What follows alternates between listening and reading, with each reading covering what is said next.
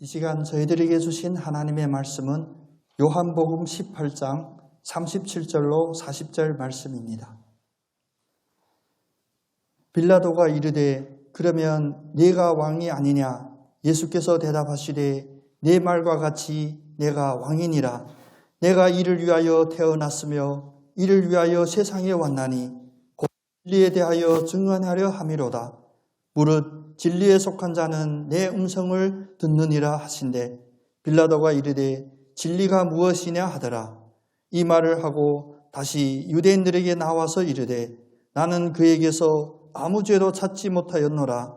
6월절이면 내가 너희에게 한 사람을 놓아주는 전례가 있으니 그러면 너희는 내가 유대인의 왕을 놓아주기를 원하느냐 하니 그들이 또 소리질러 이르되 이 사람이 아니라 바라바라 하니 바라바는 강도였더라. 아멘. 우리 성가대 한 명 한 명 부흥되고 있죠. 우리는 역시 사람이 많아야 보기도 좋고 기분도 좋아지고 그렇습니다. 그래서 이 종교 사회 심리학이라고 하는 그런 학문이 있습니다. 근데 거기서 무엇을 연구하냐? 한 사람이 어떠한 종교를 가지냐, 어떠한 신앙을 가지냐 그런 연구보다 어떤 한 사회에서 어떤 공동체에서 가지고 있는 그런 심리들을 이렇게 연구하는 학문인데 어떤 예가 있냐면 여러분 혹시 북경 천안문이라고 하는 큰 광장이 있어요. 근데 그게 휴가철이 되면 사람이 하루에 막 20만, 30만 명씩 거기 모입니다. 그 뒤에 바로 자금성이라고 하는 중국의 고궁이 있는데 거기 구경 가게 되면 뭐만 볼 수 있냐? 앞사람 뒤통수만 볼 수 있다 이런 이야기가 있어요. 그냥 콩나물같이 빽빽히 서 있어서 내가 걷고 싶지 않아도 자동으로 움직여지는 그러한 인파를 이렇게 경험하게 됩니다. 근데 거기서 하루는 어떤 일이 있었냐면 이게 실화인데 한 사람이 갑자기 그 더운 날에 이게 코피가 나오는 거예요. 그러니까 여러분 코피 나면 응급 대처 방법 알죠? 각자마다 다 다른데 우리가 들어왔던 이게 과학적인지는 모르겠습니다. 어떤 방법이냐면 머리를 바짝 뒤로 제치고 한쪽 손 높이 들면 코피가 멈춘다 이런 속설이 있어요. 코피 안 흘려본 분들은 잘 몰라요. 근데 그러니까 그 생각이 나가지고 그분이 바로 머리 젖히고 손 높이 들고 한참 서 있었어요. 한참 서 있으니까 이제 코피가 멈춘 느낌? 그래서 머리 내려봤더니 아니 수십만 명은 아니 수만 명이 다 쳐다보고 있는 하늘. 이분들 궁금한 거예요. 뭔 일일까? 그렇게 한 30분 가까이 수만 명이 하늘을 쳐다보고 뭔가 기다리고 있었대요. 여러분 알아들으셨는데 이 사람이 손 높이 쳐들고 있으니까 다들 하늘에 뭐가 내려오나. 이거 사회심리학에서 이게 군중심리라고 그럽니다. 그 시작이 어떻게 됐든지 몰라도 누군가가 한 사람, 두 사람, 10사람, 100사람이 같은 행동을 하게 되면 그들이 다 거기 따라갈 수밖에 없는 그런 심리를 갖고 있다고 그래요. 오늘 종려주일이라고 하는 우리 기독교 전통에서 매우 중요한 날로 여기죠. 왜냐하면 오늘 예루살렘에 예수님께서 입성하십니다. 이때 예수님은 이미 그 유대 지역에서 갈릴리 지역에서 엄청난 인기를 가지고 있었던 그러한 스타였어요.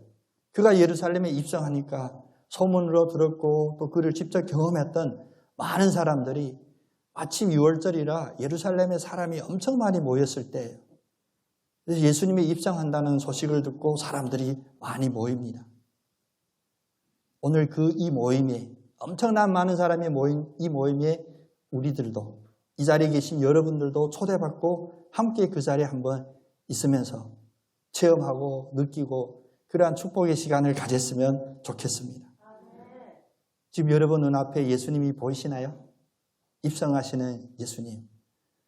우리 비록 성지순례를 못 다녀왔지만 상상해 볼 수 있습니다. 왜냐하면 성경이 매우 자세하게 복음서에 설명하고 있거든요.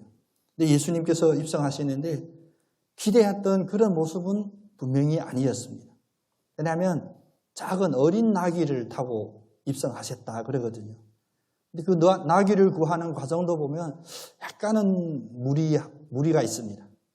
왜냐하면 예수님께서 나귀를 타고 입성해야 될 텐데 나귀가 없잖아요. 예수님에게.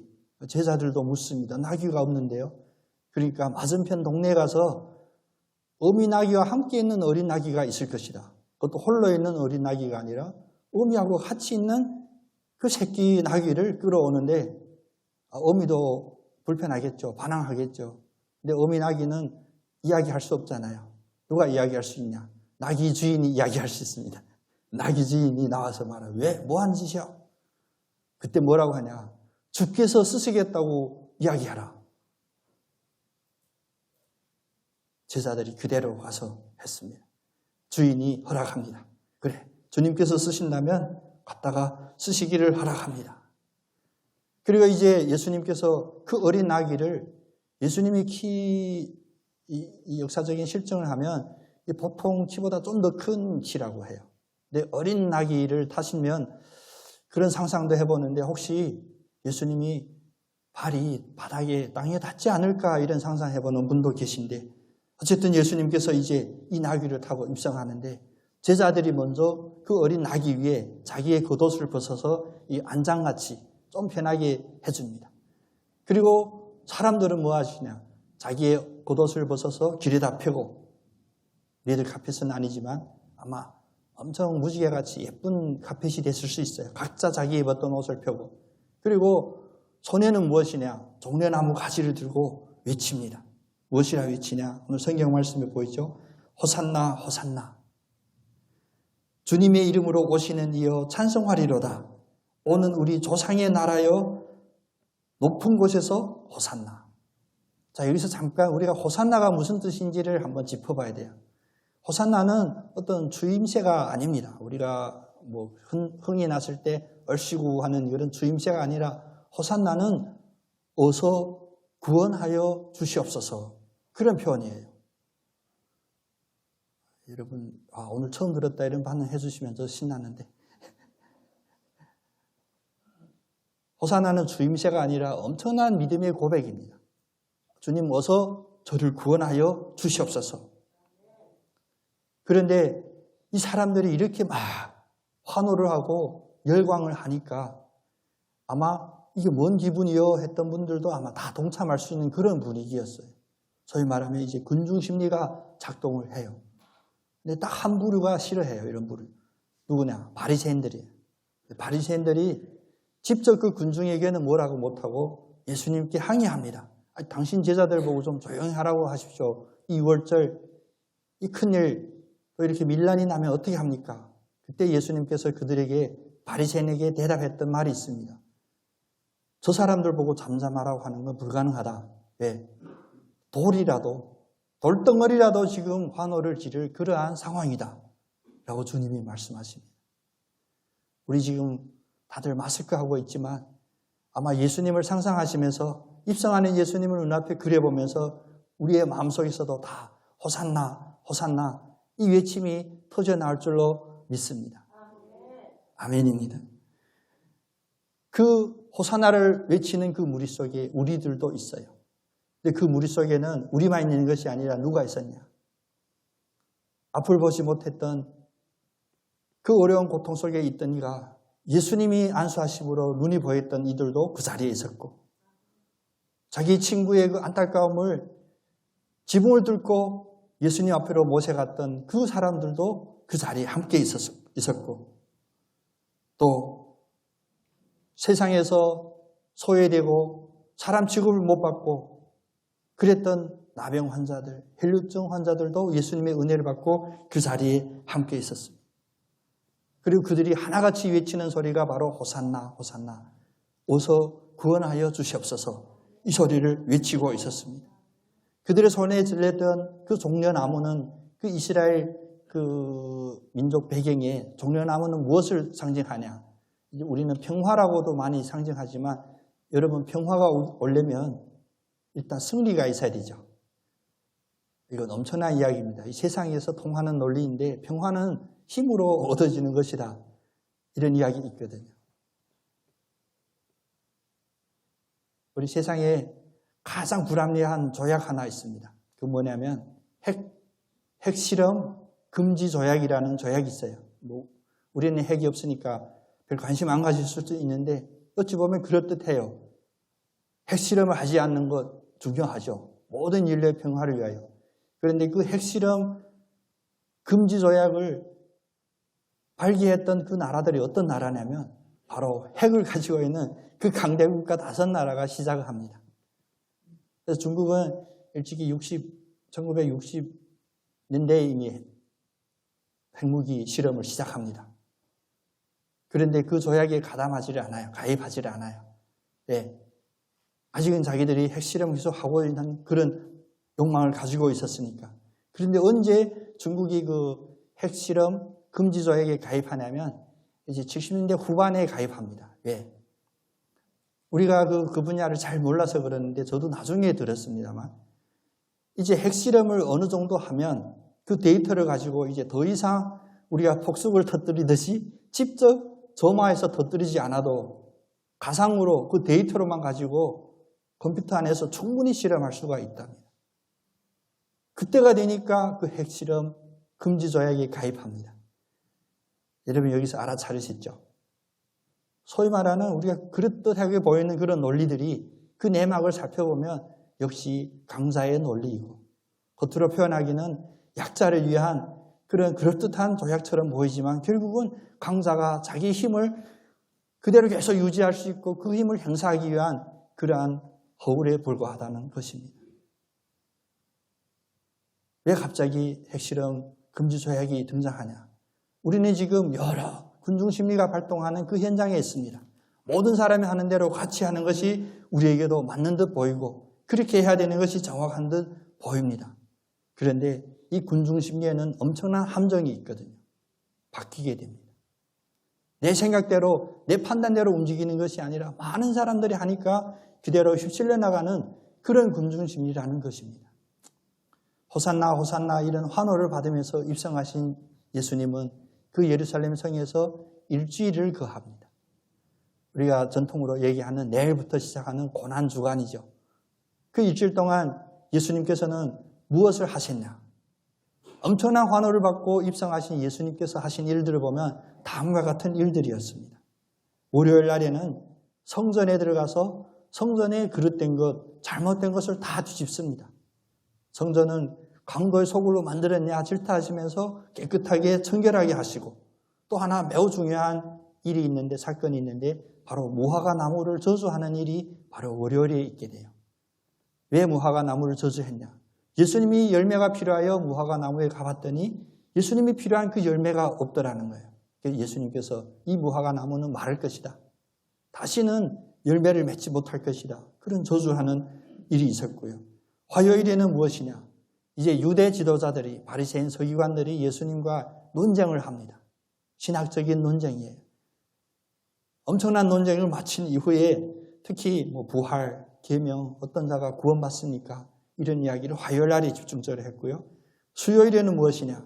수요일은 여러분 예수님의 머리에 예수님의 발에 그 귀하고 귀한 옥합을 깨뜨리고 향유를 부었던 그 여인의 이야기가 바로 수요일 날 이루어집니다. 그리고 목요일 날에는 어떤 일을 하셨냐?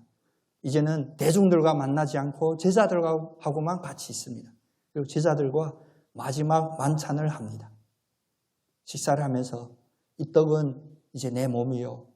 이 포도주는 나의 피다. 그 말씀을 하시고 그리고 제자들의 발을 씻기시는 세족식이 바로 목요일 저녁에 있습니다.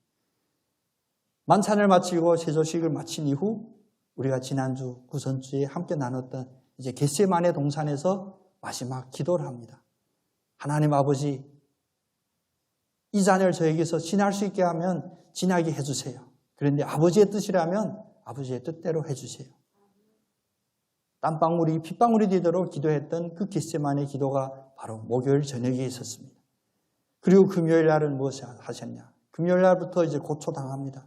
목요일 그 자정이 넘을 때 잡혀가셔서 문초당하고 조롱당하고 채찍질당하고 그리고 결국 십자가에 처형당하셔서 죽으셨습니다.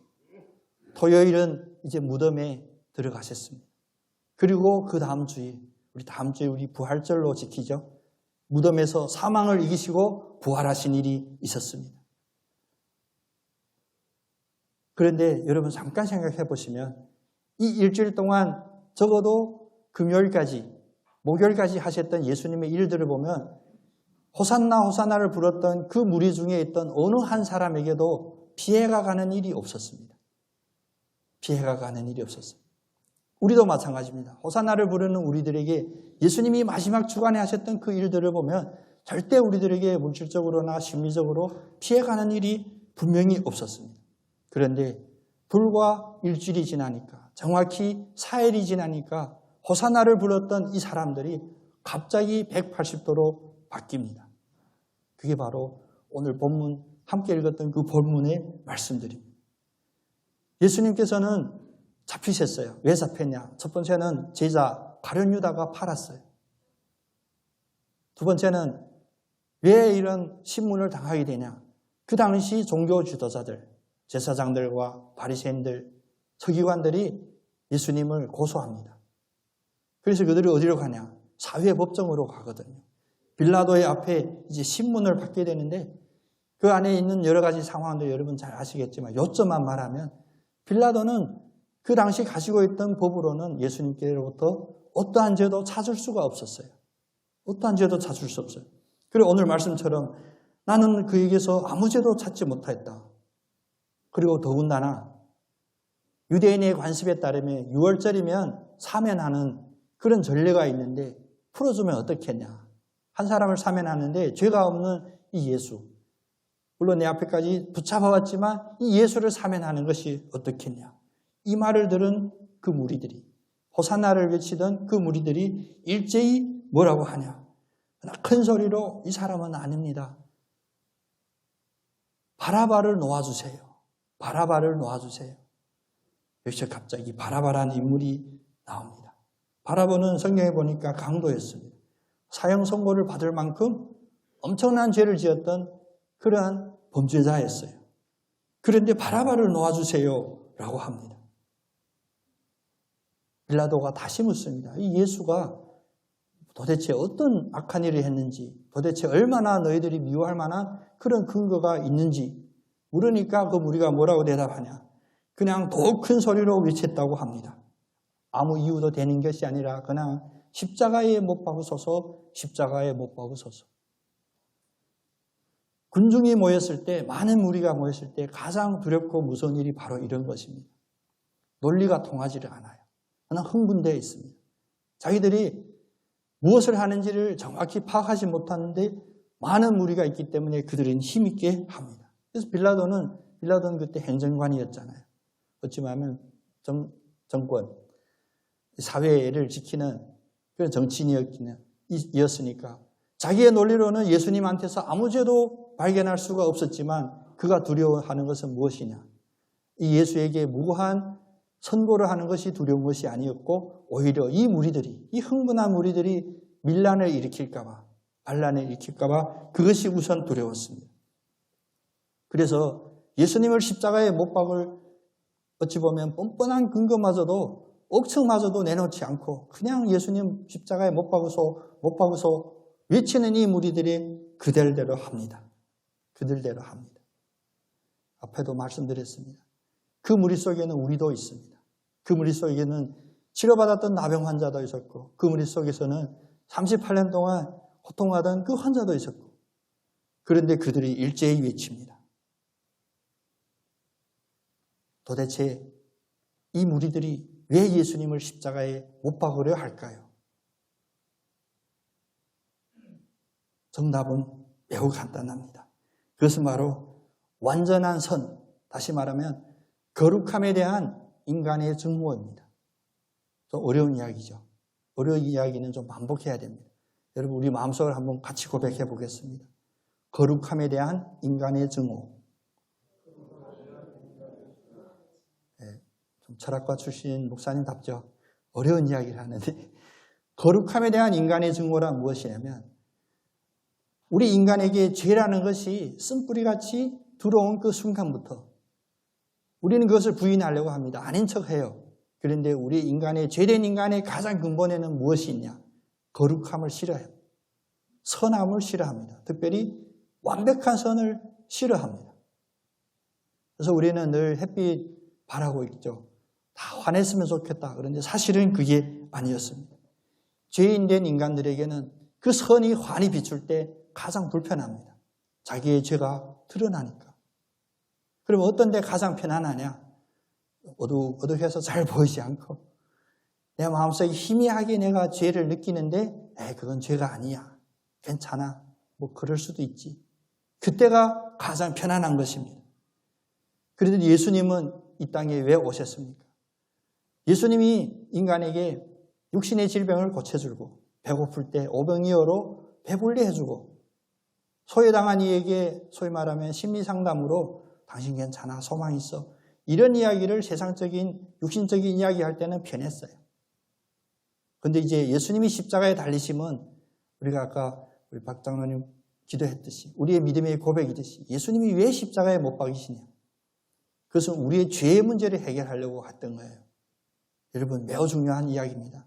예수님께서 십자가에 달리심은 우리의 육신의 문제 이전에 우리의 죄의 문제, 우리 영혼의 구원의 문제 그것을 해결하시기 위하여 십자가에 달리시는 거예요. 그러니까 호산나를 부르던 그 상황하고는 지금 다른 상황인 것이에요. 이 죄된 인간들이 알아차린 것이 아니라 죄된 인간을 통제하고 있는 어둠의 세력은 그들의 마음속에 사악한 생각을 부어넣는 거예요. 이제 예수님이 십자가에 달리시면 세상으로 볼 때는 예수님이 실패한 것 같지만 예수님이 승리하시는 거예요. 예수님이 십자가에 달리심으로 가장 완전한 선이 드러나고 거룩함이 비춰지게 됩니다. 그러면 어떻게 되냐? 우리의 마음속에 감추어져 있고 가려져 있던 그 죄악들이 다 드러나기 때문에 이 인간들은, 죄된 인간들은 싫어합니다. 혹시 우리도 그 무리 속에서 함께 예수님을 못 박으소서 외치지 않았는지 우리 자신도 돌아봤으면 좋겠습니다. 죄의 어둠 세력이 지배하는 이 세상은 예수님을 죽이고 오히려 바라바를 선호하는 그러한 분위기입니다. 다시 돌아가서 예수님이 어린 나귀를 타고 예루살렘에 입성했다고 이야기했죠. 제가 좋아하는 루터의 말씀 중에 이런 말씀이 있습니다. 인간은 무엇이냐? 인간은 바로 그 나귀다. 이제 이 나귀를 예수님이 타시냐 아니면 사탄이 타냐에 따라서 그 나귀가 가는 길은 갈라진다. 불편하죠. 요즘은 우리 인간이 가장 존중받는 그런 시대에 우리가 살고 싶고 우리가 우리의 인권, 나의 주권 이런 것들이 가장 강조돼야 될 그런 사회에 살고 싶은데 참 믿음 안에서는 인간은 인권이 없어요. 그래서 우리가 다른 표현을 한다면 예수가 우리의 구세주이시다, 그리스도이시다 그 고백은 다시 말하면 예수는 나의 주인이다 라는 뜻은 나에게는 노예와 같이 나의 주권이 전적으로 없다는 고백입니다. 이런 고백할 때는 아멘이 잘 안 나와요. 네. 싫으니까. 내가 주인 되고 싶은데 근데 분명히 우리는 바로 예수님이 탄 그 나귀가 되어야 됩니다. 아니면 사탄이 우리를 타고 있는 그 나귀가 됩니다. 내가 나의 인생, 내 마음대로, 내 계획대로, 내 선한 방향대로 갈 수 있다. 그것은 잘못된 착각입니다. 우리는 불과 그 새끼, 나귀, 심지어는 어미를 떨어져서 예수님 밑에 온 그 나귀에 불과합니다. 온전히 나의 생각, 나의 자존심, 나의 계획들을 내려놓으셨을 때 선하고 거룩하신 주님이 타시면 우리는 주님이 기뻐하는 그 자리로 갈 수가 있습니다. 호사나를 외쳤던 그 무리가 이제 바라바를 선호하고 바라바를 놓아주세요 라고 외쳤던 그 외침 속에는 한 사람 한 사람 비난하는 그런 상황이 아니라 바로 이 사회적인, 이 구조적인 그 뒤에 공중권세를 잡은 어둠 세력을 우리는 보아야 됩니다. 저희 딸이 가끔 유튜브를 보거든요. 유튜브 볼 때 뭐 재밌는 게 있으면 애가 깔깔깔 웃어요. 그럼 저도 궁금하잖아요. 뭔지 이렇게 잠깐 보면 그런 게 있더라고요. 요새 유튜브에 몰카가 그렇게 유명하대. 꼭 그렇게 사람을 몰카를 해야 되나 싶은데 어떤 몰카였냐면 어떤 커피숍에서 이제 손님으로 가장한 이 몰카할 이들이 똑같은 행동을 할 때, 엉뚱한 행동을 할 때 다른 사람은 어떻게 할까 그런 거예요. 예를 들면 커피 주문하는데 꼭 이상한 표현을 하고 이상한 동작을 하고 그러면 대기하고 있던 그 맨 마지막 언니가 지켜보는 거죠. 첫 사람 할 때는 좀 이상하다 하는데 두 번째도 똑같이 하고 세 번째 똑같게 하면 거의 대부분이 따라 하더라고요. 그런 심리들이. 그래서 우리는 깔깔 웃는 이유는 그 사람이 판달래기 흐려졌니? 아닙니다. 여러분, 우리가 이 본당에 빈자리가 없을 정도로 꽉 차 있는 많은 인원이 함께 호사나를 외칠지라도 우리를 타고 있는 이가 예수 그리스도가 아니면 우리는 잘못된 판단을 할 수 있는 거예요. 남들이 다 그렇게 하니까, 다른 사람도 나와 같은 생각이니까 우리가 정확한 것이 아니라는 것입니다. 예수님이 십자가에 달린 이후 지금까지 2000년 넘는 역사가 흘러왔습니다. 2000년 넘는 동안 인간들은, 심지어는 기독교인이라고 자칭하는 우리 성도들, 그리스도인들마저도 호사나를 불렀다가 다시 바라바를 풀어주세요 라는 이 외침이 반복이 되고 주기적으로 반복되어 왔다는 것입니다. 기독교가 예수님이 십자가에 달리신 이후에 교회로 이 세상에 세워졌을 때 처음에 받았던 것은 탄압이었습니다. 핍박이었습니다. 그래서 순교하게 됩니다. 여러분, 순교당하고 탄압당할 때 믿음 지키기가, 온전히 예수님께서 타시는 그 나귀의 길을 가기가 쉬웠다는 이 역설적인 사실, 여러분 기억하셔야 됩니다. 언제가 어렵냐? 이제 기독교가 어느 날 로마 제국의 국교가 돼요. 그렇게 핍박하던 로마 황제가 기독교를 나의 신앙으로 고백하니까 하루아침에 로마 제국 전체가 기독교가 국교, 나라에서 유일하게 지키는 그 종교가 되게 됩니다. 여러분, 할렐루야일까요? 아니면 더 아픈 상황에 처했을까요? 순교의 그 피비린 냄새가 아직 가셔지지 않은 그 순간에 갑자기 명예의 전당, 가장 거룩한 자리에 기독교가 서게 되니까 바로 사탄의 그 교묘한 전략이 먹히기 시작해요. 사람들은 무엇이냐? 바라바를 선호했던 그 마음이 다시 살아나게 돼요. 이제 십자가에 달리시는 예수님은 싫은 거예요. 아무리 강도라도, 아무리 살인죄를 지었더라도 풀려나기를 원하는 거예요. 땅에서 살기를. 그래서 예수 그리스도라고 하는 이 빛나는 그 영광의 의복을 입기 시작합니다. 하얀색 좋아하고요. 높이 지은 거 좋아하고요. 누가 혹시 물으면 하나님께 영광을, 모든 것은 하나님께 영광을. 그런데 하나님께 영광이라고 하는 그 구호 속에 사실은 바라바를 살려주고 자기들이 그 영광을 도둑질하는 그런 상황이 되게 된 거예요. 그래서 예수님은 더 이상 그들의 참 구주가 아니라 그냥 액세서리에 불과했습니다. 예수님은 늘 좋게 포장이 됐고요. 예수님은 성인이었고 예수님은 착하게 거룩하게 자랐던 인물에 불과했습니다. 내면적으로는 그 공허함이 점점 커집니다. 왜? 예수는 우리의 마음속에 있어야 되거든요. 우리의 영혼 속에 주인이 되어야 되거든요. 근데 예수님이 그냥 크고 그럴듯한 성화로 교회 벽에 그려지고, 성화 그리니들이 엄청난 수입이 있었어요. 그 당시 가장 출세하려면 그림 잘 그려야 돼요. 요즘은 모르겠습니다. 그 큰 성화가 믿음으로 내면에 들어오는 주인이 된 것이 아니라 외면적이고 형식적이고 남들에게 위압감을 주고 그런 것으로만 사용이 되었습니다. 예수님의 십자가에 더 이상 동참하려는 그런 마음이 없었어요. 오늘 분위기 꽤 무겁죠. 졸음 오기도 하죠. 원래 종려주일은 호산나 호산나 즐겁고 신나는 메시지들이 늘 이어왔었는데 사실은 호산나 외쳤던 그 음성만 우리 귀에 남으면 안 됩니다. 바로 바라바를 놓아주셔야 했던 그 음성도 우리에게 함께 놓여져야 됩니다. 왜냐? 우리에게 지금 당면한 문제가 코로나가 가장 큰 문제가 아닙니다. 코로나도 엄청난 문제예요. 엄청난 어려움이고 고난입니다. 그런데 코로나보다 수십 배, 수만 배 더 심각한 문제는 무엇이냐? 우리의 영혼이 코로나에 감염되지 않았는지, 호산나를 어제 외쳤다가 오늘 바로 바라바를 놓아주세요라고 외치는 우리의 마음이 아닌지.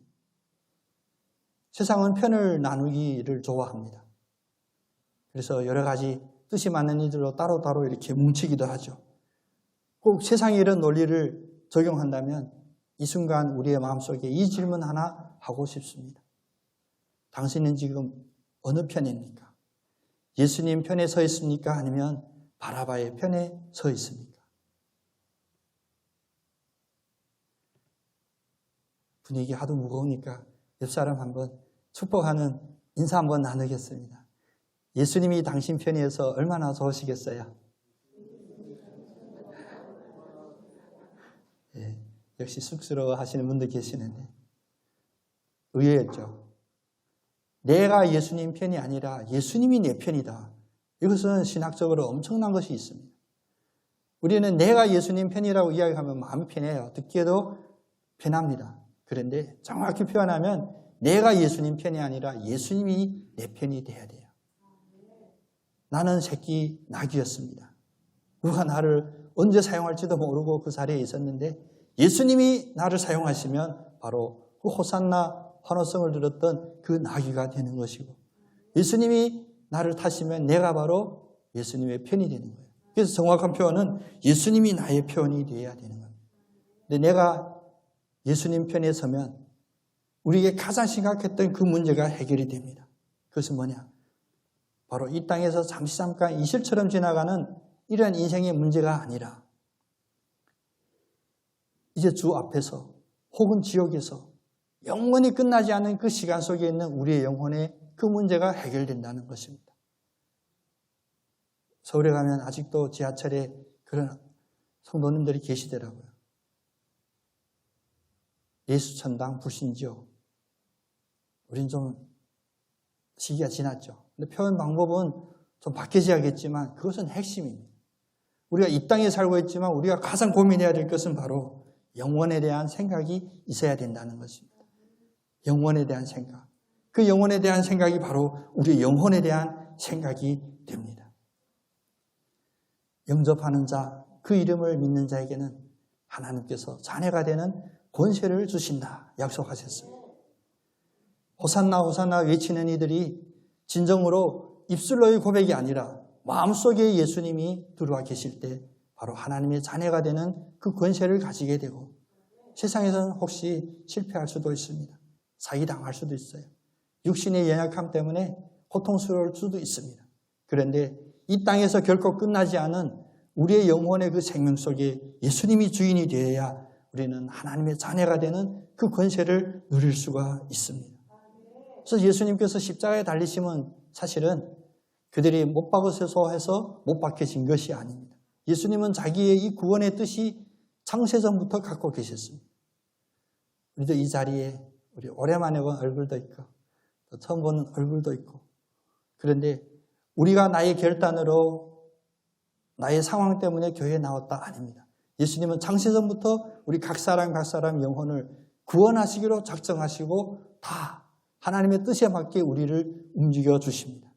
그래서 십자가에서 달리신 예수님은 사람들의 그런 군중심리에 의하여 핍박받아서 돌아가신 것이 아니라 우리를 사랑하시는 그 마음으로 우리의 허물을 인하여 찔림을 당하고 우리의 연약함을 인하여 상함을 당하고 우리의 질병, 우리의 문제, 우리의 고통을 대신하여 채찍에 맞으시고 십자가에 달리시는 그 은혜를 보여주셨습니다. 바라바를 선호하는 우리 인간의 죄악의 그 근성이 아직도 우리 속에 남아있을 수가 있습니다. 자책할 필요가 없어요. 우리는 죄된 인생이기 때문에. 그런데 예수님을 붙잡았을 때 우리가 할 수 있는 것은 무엇이냐? 어제보다 오늘이 더 나은 그런 신앙을 가질 수 있다는 것입니다. 매일매일 하나님의 말씀을 붙잡고 기도하는 자리에 억지로라도 나가고 그리고 우리의 마음을 열어서 호산나 어서 구원하여 주시옵소서 이 신앙 고백을 드릴 때 우리의 마음속에 매일매일 순간순간 자라는 있음뿌리가 그래도 제거되고 또 제거되고 또 제거되고 이런 믿음의 역정을 나아갈 수가 있는 것입니다.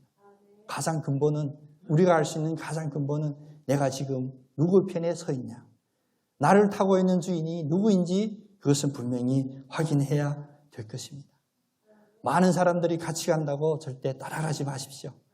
많은 사람들이 외친다고 해서 나도 함께 외치는 그런 판단력이 없는 우리의 삶이 돼서는 안 되겠습니다. 예수님의 구원은 결코 숫자의 많음에 있음이 아닙니다.